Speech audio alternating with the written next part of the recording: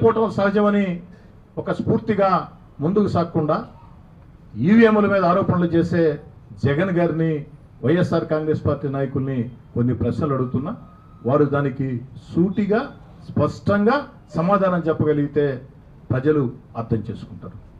నేను అడిగేది ఏమిటంటే, వైఎస్ఆర్ కాంగ్రెస్ పార్టీ నాయకులారా, ఈవీఎంలు ట్యాంపరింగ్ చేసేటట్టుంటే బీజేపీ 400 సీట్లు లక్ష్యంగా పనిచేసింది, 400 సీట్లు గెలవబోతున్నామని చెప్పింది. మరి మిత్రపక్షాల సహకారంతోనే ఈరోజు కేంద్రంలో బీజేపీ అధికారంలో ఉండే పరిస్థితి. నిజంగా ఈవీఎంలు ట్యాంపరింగ్ జరిగి ఉంటే బీజేపీ మిత్రపక్షాల మీద ఆధారపడే పరిస్థితి ఎందుకు వస్తుంది? ఆఖరికి అయోధ్యలో, ఆఖరికి ఉత్తరప్రదేశ్లో బీజేపీకి అంత భారీగా ఎందుకు సీట్లు తగ్గుతాయి? ఉత్తరప్రదేశ్ బీజేపీ